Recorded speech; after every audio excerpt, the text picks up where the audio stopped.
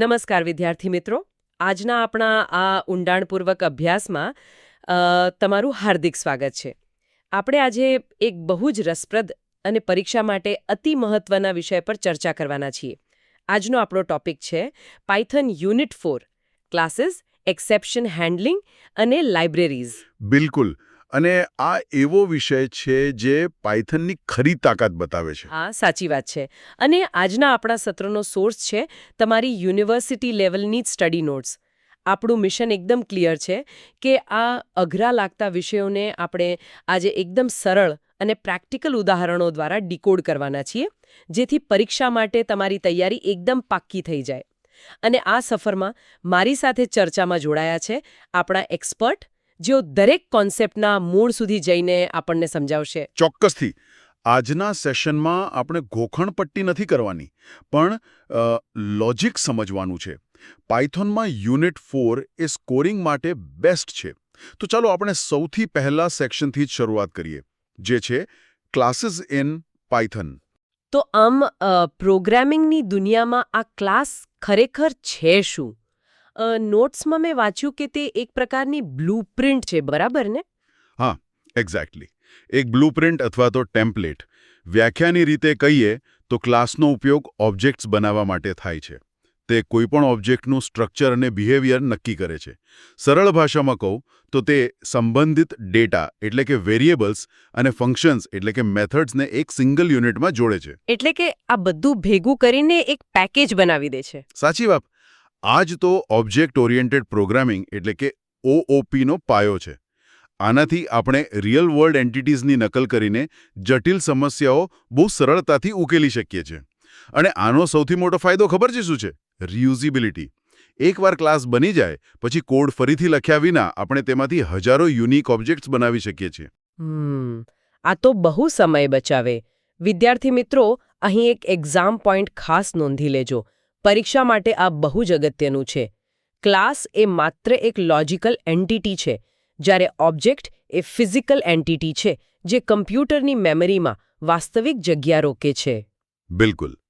આને સમજવા માટે આપણે એક રિયલ વર્લ્ડ ઉદાહરણ લઈએ. ઘરના નકશાનું. નકશો એ ક્લાસ છે.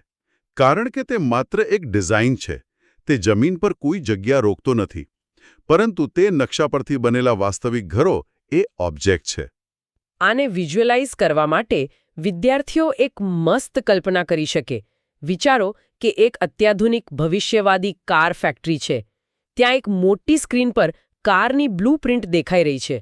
આ બ્લુપ્રિન્ટ આપણો ક્લાસ છે. અને તેની નીચે એક વિશાળ 3D પ્રિન્ટર દ્વારા તે જ ડિઝાઇનમાંથી લાલ, ભૂરી અને લીલી એમ અલગ અલગ વાસ્તવિક કાર્સ બની રહી છે. આ જે વાસ્તવિક કાર્સ બનીને તે આપણા ઓબ્જેક્ટ્સ છે, જેને ઇન્સ્ટેન્સીસ પણ કહેવાય છે. બહુ જ સરસ ઉદાહરણ. હવે જો ઓબ્જેક્ટ બની ગયો તો તેની અંદર ડેટા તો સ્ટોર કરવો જ પડશે. અને અહીં મેમ્બર વેરિયેબલ્સનો કોન્સેપ્ટ પિક્ચરમાં આવે છે. આ એવા વેરિયેબલ્સ છે જે ઓબ્જેક્ટને લગતો ડેટા સ્ટોર કરવા માટે ક્લાસની અંદર ડિક્લેર કરવામાં આવે છે. આના બે પ્રકાર ખાસ સમજવા જેવા છે. ઇન્સ્ટન્સ વેરિયેબલ્સ અને ક્લાસ વેરિયેબલ્સ, બરાબર ને? હા, ઇન્સ્ટન્સ વેરિયેબલ્સ એવા હોય છે જે દરેક ઓબ્જેક્ટ માટે અલગ અલગ હોય. ઉદાહરણ તરીકે કોઈ સ્ટુડન્ટનો ક્લાસ હોય તો દરેક વિદ્યાર્થીનું પોતાનું નામ અલગ હોય. જ્યારે ક્લાસ વેરિયેબલ્સ તમામ ઓબ્જેક્ટ્સ વચ્ચે શેર થાય છે, જેમ કે તમામ વિદ્યાર્થીઓ માટે કોલેજનું નામ તો સમાન જ રહેવાનું. અને આ વેરિયેબલ્સને એક્સેસ કરવા માટે ડોટ ઓપરેટર વપરાય છે, જેમ કે student1.name. જો આપણે પર્સન ક્લાસ લઈએ તો આંખનો રંગ અને ઊંચાઈ એ મેમ્બર વેરિયેબલ્સ કહેવાય, કારણ કે તે દરેક વ્યક્તિમાં અલગ હોય છે.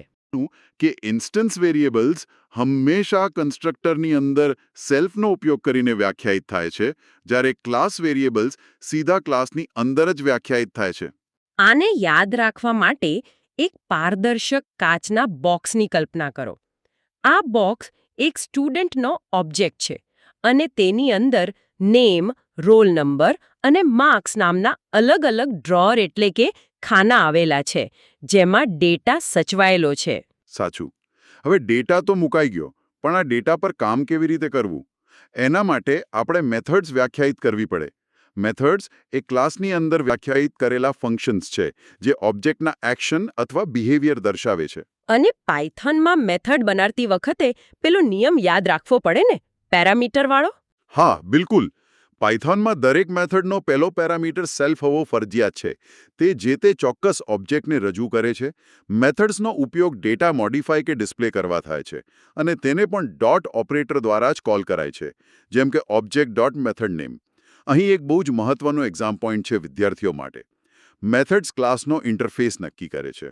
એટલે કે બહારની દુનિયા ઓબ્જેક્ટના ડેટા સાથે કેવી રીતે વાતચીત કરશે તે નક્કી કરે છે. એક્ઝેક્ટલી. જો ડોગ ક્લાસ હોય તો બાર્ક, ઈટ અને સ્લીપ એ બધી મેથડ્સ એટલે કે એક્શન્સ કહેવાય. કલ્પના કરો કે એક રોબોટિક કૂતરો છે જેની સાથે એક રિમોટ કનેક્ટેડ છે. રિમોટ પણ બાર્ક, રન અને સિટના બટન્સ છે જે આપણી મેથડ્સ છે. અને આ રિમોટના વાયર પર સેલ્ફ લખેલું છે, જેનો અર્થ છે કે આ રિમોટ ફક્ત આ જ કૂતરાને કંટ્રોલ કરશે. એકદમ પરફેક્ટ કલ્પના છે. હવે આપણે ક્લાસના બહુ જ વિશિષ્ટ હિસ્સા કન્સ્ટ્રક્ટર તરફ જઈએ. આ એક એવી સ્પેશિયલ મેથડ છે જે ઓબ્જેક્ટ બનતાની સાથે જ તેના મેમ્બર વેરિયેબલ્સને ઇનિશિયલાઇઝ કરે છે. પાયથોનમાં તેનું નામ પેલું ડબલ અંડરસ્કોર વાળું હોય છે ને? હા, $_init, $_. આ મેથડની સૌથી મોટી ખાસિયત એ છે કે આને મેન્યુઅલી કોલ કરવી પડતી નથી. જેવો તમે કોડમાં obj ક્લાસ નેમ લખો કે તરત જ તે આપમેળે રન થઈ જાય છે. અને આનો હેતુ એ છે કે ઓબ્જેક્ટ ખાલી કે બ્રોકન રહેવાને બદલે યોગ્ય ડેટા સાથે શરૂ થાય. વિદ્યાર્થી મિત્રો, અહીં એક્ઝામ પોઈન્ટ છે, ખાસ ધ્યાન આપજો. કન્સ્ટ્રક્ટર્સ મુખ્યત્વે ઇન્સ્ટન્સ વેરિયેબલ સેટ કરવા માટે ખૂબ જ જરૂરી છે. સાચી વાત છે. આ બિલકુલ કોઈ નવા ફોનના સેટઅપ વિઝિટ જેવું છે. નવો ફોન બોક્સમાંથી કાઢીને ચાલુ કરતા જ તે વાપરવા માટે તૈયાર નથી હોતો. તે પહેલાં તમારું નામ, ભાષા અને વાઈફાઈ સેટઅપ માંગે છે. એટલે કે એસેમ્બલી લાઇન પર નવો સ્માર્ટફોન બની રહ્યો છે અને તે ઇનિટ નામના ગેટમાંથી પસાર થાય છે, જ્યાં તેમાં પ્રાઇસ અને સિરિયલ નંબર ઓટોમેટિક સેટ થઈ જાય છે. હવે જ્યાં કન્સ્ટ્રક્ટર છે ત્યાં ડિસ્ટ્રક્ટર પણ હોવાનું. જ્યારે ઓબ્જેક્ટ મેમરીમાંથી દૂર થાય તે પહેલાં સાફ સફાઈ એટલે કે ક્લીનઅપ કરવા માટેની આ સ્પેશિયલ મેથડ છે. પાયથોનમાં તેનું નામ $_del હોય છે. આ ક્યારે આપમેળે ટ્રિગર થાય? જ્યારે ઓબ્જેક્ટનો રેફરન્સ કાઉન્ટ 0 થાય અથવા આખો પ્રોગ્રામ પૂરો થાય ત્યારે. આ મેથડનો ઉપયોગ મુખ્યત્વે ઓપન કરેલી ફાઇલ્સ ક્લોઝ કરવા કે ડેટાબેઝ કનેક્શન કાપવા માટે થાય છે. જો કે અહીં એક એક્ઝામ પોઈન્ટ નોંધવા જેવો છે. પાયથોનમાં ઓટોમેટિક ગાર્બેજ કલેક્ટર સિસ્ટમ હોવાથી C++ની સરખામણીમાં ડિસ્ટ્રક્ટરનો મેન્યુઅલ ઉપયોગ ઓછો થાય છે. છતાં રિસોર્સ મેનેજમેન્ટ માટે આ અગત્યનો ટોપિક છે. આ તો હોટેલમાંથી ચેકઆઉટ કરતા મહેમાન જેવી વાત થઈ. રૂમ છોડતા પહેલા ચાવી પરત કરવી, બિલ ચૂકવવું અને લાઇટ બંધ કરવી, આ બધું ક્લીનઅપ છે. એક ડિજિટલ વિઝન કહીએ તો કમ્પ્યુટર સ્ક્રીન પર એક ગેમ કેરેક્ટર ડિજિટ થઈ રહ્યું છે અને એક સાવરણી મેમરી લિંક્સ અને ફાઇલ કનેક્શન્સને વાળીને ડેલ નામની કચરાપેટીમાં નાખી રહી છે. હા, બહુ સરસ. હવે આગળનું કોન્સેપ્ટ છે ડેટા એન્કેપ્સ્યુલેશન. ડેટા અને મેથડ્સને એક સિંગલ ક્લાસમાં રેપ કરવાની અને ડાયરેક્ટ એક્સેસને મર્યાદિત કરવાની પ્રક્રિયા એટલે એન્કેપ્સ્યુલેશન. અને આ એક્સેસ મર્યાદિત કરવા માટે એક્સેસ સ્પેસિફાયર્સ વપરાય છે. પબ્લિક, પ્રોટેક્ટેડ અને પ્રાઇવેટ. હા, પબ્લિક એટલે જેને પ્રોગ્રામમાં ગમે ત્યાંથી એક્સેસ કરી શકાય. પ્રોટેક્ટેડ દર્શાવવા માટે વેરિયેબલના નામની આગળ સિંગલ અંડરસ્કોર લગાવવામાં આવે છે, જે ફક્ત એ જ ક્લાસ અને તેના સબ ક્લાસમાં વાપરી શકાય. અને પ્રાઇવેટ માટે $_ વપરાય છે, જે ફક્ત ને ફક્ત ક્લાસની અંદર જ એક્સેસ થઈ શકે. આ સિક્યોરિટીથી સેન્સિટિવ ડેટા આકસ્મિક રીતે બદલાઈ જતો અટકે છે. એક્ઝામ પોઈન્ટ મુજબ ડેટાને કંટ્રોલ કરવા માટે એન્કેપ્સ્યુલેશન મોટાભાગે ગેટર અને સેટર મેથડ્સ દ્વારા પ્રાપ્ત કરવામાં આવે છે. બિલકુલ. આ દવાના કેપ્સ્યુલ જેવું છે. અસલી દવા જે આપણો ડેટા છે તે પ્લાસ્ટિક શેલ એટલે કે ક્લાસની અંદર છુપાયેલી હોય છે.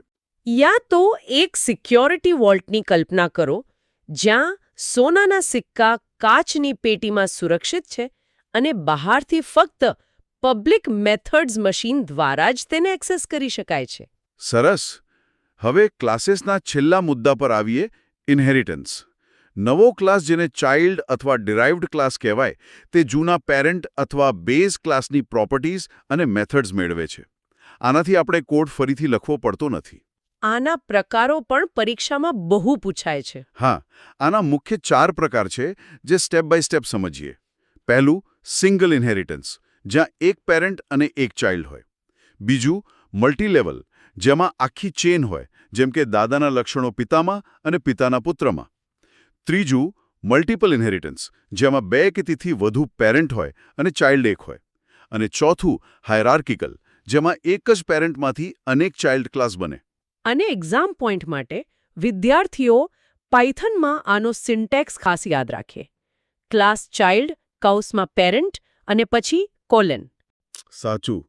આ પારિવારિક લક્ષણો જેવું જ છે. માતા પિતા પાસેથી અટક અને આંખનો રંગ મળે છે, પણ બાળકને પોતાની યુનિક સ્કિલ્સ પણ હોય છે. એક જૂના નકશાનું ચિત્ર વિચારો, જ્યાં ટોચ પર વેહિકલ નામનો બેઝ ક્લાસ છે, જેમાં એન્જિન અને વ્હીલ્સ છે. તેમાંથી 2 તીર નીચે જાય છે.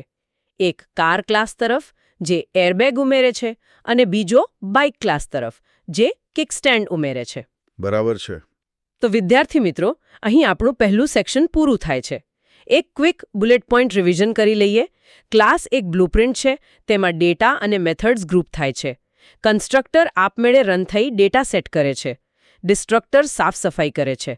એન્કેપ્સ્યુલેશન ડેટાને સિક્યોર રાખે છે અને ઇન્હેરિટન્સ કોડ ફરીથી વાપરવામાં મદદ કરે છે. આ રિવિઝનથી એકદમ ક્લિયર થઈ ગયું. હવે આપણે એક્સેપ્શન હેન્ડલિંગ તરફ આગળ વધીએ. સૌથી પહેલા, એક્સેપ્શન એટલે શું? પ્રોગ્રામ રન થતી વખતે આવતી કોઈ અણધારી ભૂલ, એટલે રનટાઈમ એરર, જે પ્રોગ્રામને અધવચ્ચે ક્રેશ કરી દે છે. આ ભૂલોને પકડીને પ્રોગ્રામને સ્મૂધલી ચાલુ રાખવાની પ્રક્રિયાને એક્સેપ્શન હેન્ડલિંગ કહેવાય છે. ભૂલો એટલે કેવી ભૂલો? જેમ કે ગણતરીમાં 0 વડે ભાગાકાર કરવો, અસ્તિત્વમાં ન હોય તેવી ફાઇલ ઓપન કરવી, અથવા ખોટો પાસવર્ડ નાખવો. અને અહીં વિદ્યાર્થીઓ માટે એક્ઝામ પોઈન્ટ આવે છે કે સિન્ટેક્સ એરર્સ અને એક્સેપ્શન્સ વચ્ચેનો તફાવત સ્પષ્ટ કરવો. સિન્ટેક્સ એરર્સ પ્રોગ્રામ રન કરતા પહેલા જ પકડાઈ જાય છે, જ્યારે એક્સેપ્શન્સ રન ટાઈમ પર, એટલે કે પ્રોગ્રામ ચાલતો હોય ત્યારે આવે છે. હા, અને આ એક્સેપ્શન હેન્ડલિંગ એક સર્કસના પરફોર્મર માટે નીચે બાંધેલી સેફ્ટી નેટ, એટલે કે સુરક્ષા જાળી જેવું છે. પરફોર્મર એટલે આપણો પ્રોગ્રામ. જો તે પડે, એટલે કે એરર આવે, તો જાળી તેને બચાવી લે છે, જેથી શો ચાલુ રહી શકે. એટલે કે એક ટ્રેન તૂટેલા પાટા પર દોડી રહી છે, પણ એક વિશાળ રોબોટિક આર્મ નીચે સેફ્ટી સિસ્ટમ મૂકીને ટ્રેનને પડતા બચાવી લે છે. તો આ સેફ્ટી નેટ પાયથનમાં કેવી રીતે બને છે? એના માટે ટ્રાય એક્સેપ્ટ બ્લોકનો ઉપયોગ થાય છે. ટ્રાય બ્લોકમાં આપણે રિસ્કી અથવા જોખમી કોડ મૂકીએ છીએ. અને એક્સેપ્ટ બ્લોક માત્ર ત્યારે જ રન થાય છે જો ટ્રાયમાં કોઈ એરર આવે. એરર આવતા જ કોડ આગળ વધવાને બદલે સીધો એક્સેપ્ટમાં જતો રહે છે. અને હા, અલગ અલગ એરર માટે આપણે મલ્ટિપલ એક્સેપ્ટ બ્લોક પણ રાખી શકીએ છીએ. એક્ઝામ પોઈન્ટ તરીકે યાદ રાખવું કે એક્સેપ્ટ બ્લોક વિના ટ્રાય બ્લોક અસ્તિત્વ ધરાવી શકે જ નહીં. તેઓ હંમેશા જોડીમાં જ કામ કરે છે. બિલકુલ. આ નવી વાનગી ચાખવા જેવું છે. ટ્રાય એટલે વાનગી ખાવી. જો કોઈ એલર્જીક રિએક્શન આવે તો તમે જે દવા લો છો તે દવા એટલે એક્સેપ્ટ બ્લોક. અથવા એમ વિચારો કે કમ્પ્યુટરના મધરબોર્ડ પરથી આવતા લાલ રંગના એરરના હુમલાને એક વાદળી ઢાલ એટલે કે એક્સેપ્ટ બ્લોક રોકી રહી છે. પણ ધારો કે ટ્રાય બ્લોકમાં કોઈ જ એરર ન આવે તો? તો તેના માટે એલ્સ બ્લોક છે. જો ટ્રાય બ્લોકમાં કોઈ જ એક્સેપ્શન ન આવે તો જ આ એલ્સ બ્લોક રન થાય છે. અને આમાં હજુ એક બ્લોક આવે છે, ફાઇનલી બ્લોક. આ એક મસ્ટ રન બ્લોક છે. એરર આવે કે ન આવે, આ બ્લોક હંમેશા રન થાય જ છે.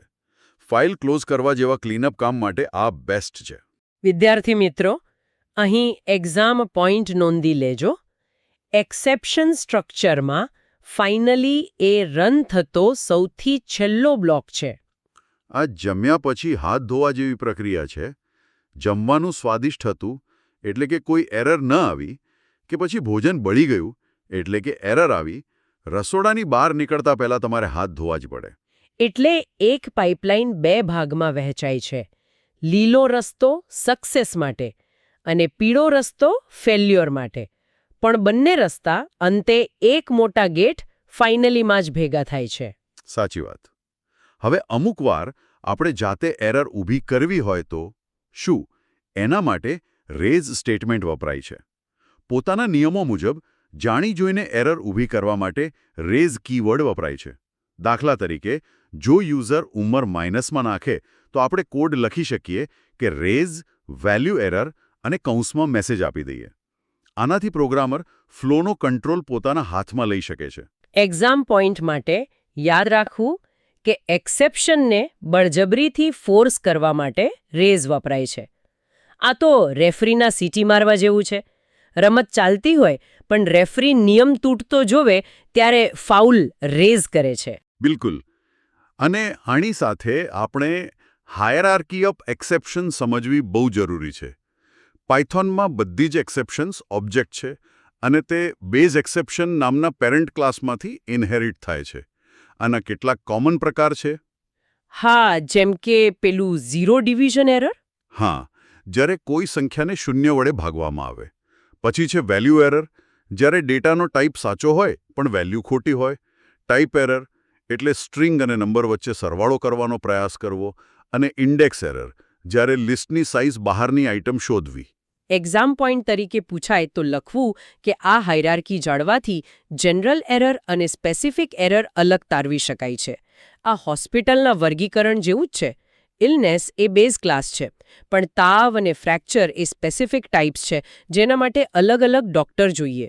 આને એક જૂના કાગળ પર દોરેલા ટ્રી ઓફ એરર્સ તરીકે વિચારી શકાય, જેમાં થર્ડ એ બેઝ એક્સેપ્શન છે અને ડાળીઓ પર અલગ અલગ એરરના નામ છે.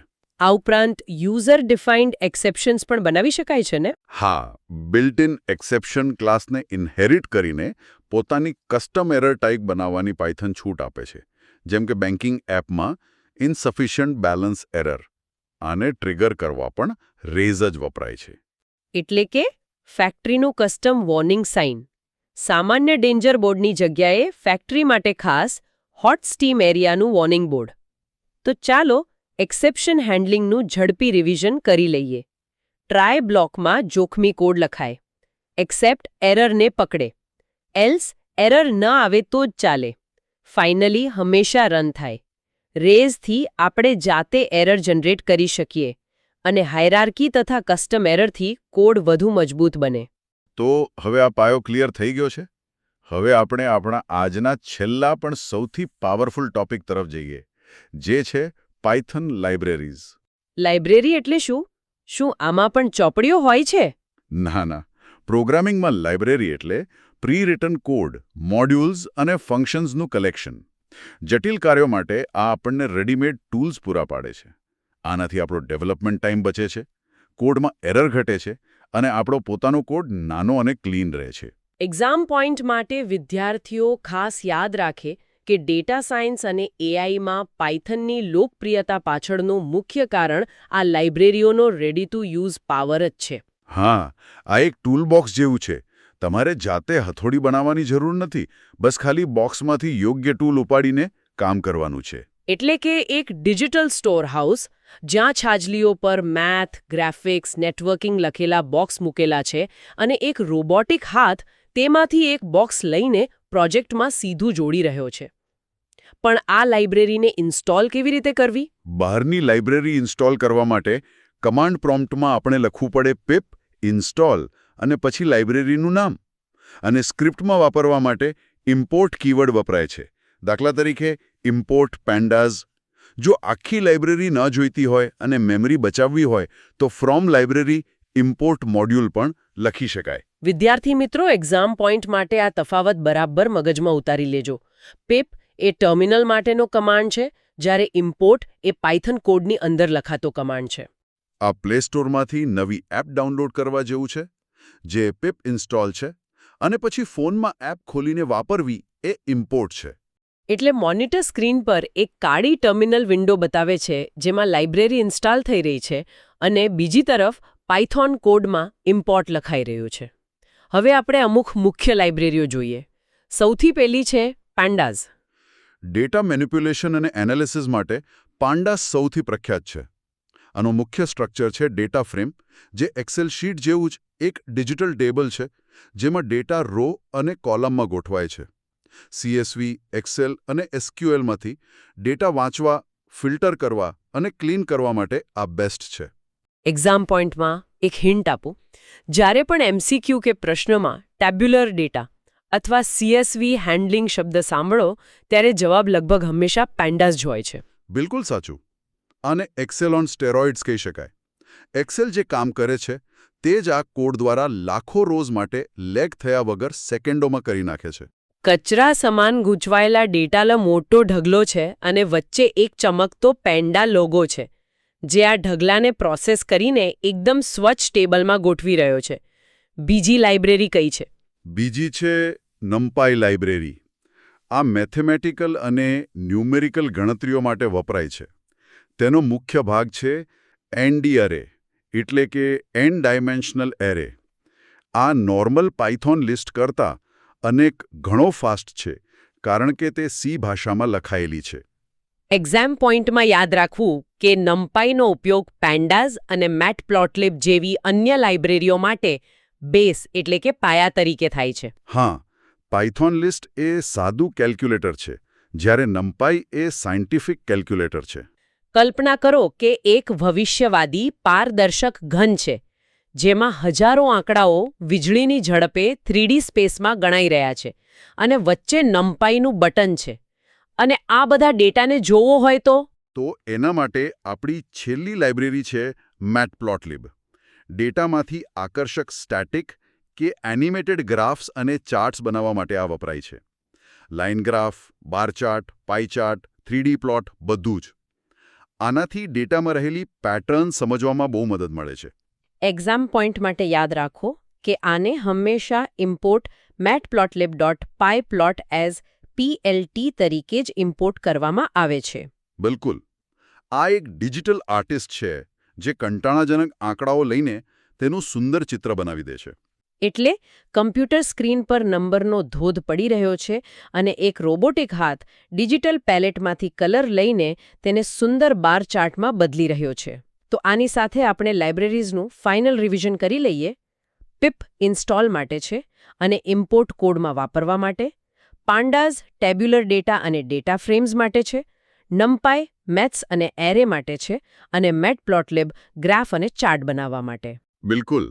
આજે આપણે જોયું કે આ ત્રણ વિષયો એકસાથે મળીને પાયથોનને કેટલું પાવરફુલ બનાવે છે. ક્લાસીસ દ્વારા આપણે પ્રોગ્રામનું સ્ટ્રક્ચર બનાવીએ છીએ, એક્સેપ્શન હેન્ડલિંગ દ્વારા તેને તૂટતો બચાવીએ છીએ અને લાઇબ્રેરીઝ દ્વારા તેમાં અનંત પાવર ઉમેરીએ છીએ. સાચે જ બહુ જ અદ્ભુત ચર્ચા રહી. હવે અંતે આપણે એક વિચારવા લાયક પ્રશ્ન મૂકીને જઈએ. વિચારો કે જો તમે ભવિષ્યમાં કોઈ એડવાન્સ્ડ AI મોડેલ બનાવો તો એમાં આ ક્લાસીસનું સ્ટ્રક્ચર, ટ્રાય એક્સેપ્ટની સેફટી અને નમ્પાઈની ગણતરીનો રોલ ક્યાં હશે? શું પાયથનની આ સિમ્પ્લિસિટી જ તેને વિશ્વની નંબર 1 ભાષા નથી બનાવતી? આ ખરેખર વિચારવા જેવો પ્રશ્ન છે. તો વિદ્યાર્થી મિત્રો, સકારાત્મક અને પ્રોત્સાહક શબ્દો સાથે આપણે આજના આપણા આ ઊંડાણપૂર્વક અભ્યાસનું સમાપન કરીએ છીએ. તમારી પરીક્ષા માટે તમને ખૂબ ખૂબ શુભેચ્છાઓ. કોડિંગ કરતા રહો અને નવું શીખતા રહો. આવજો. આવજો. Best of luck.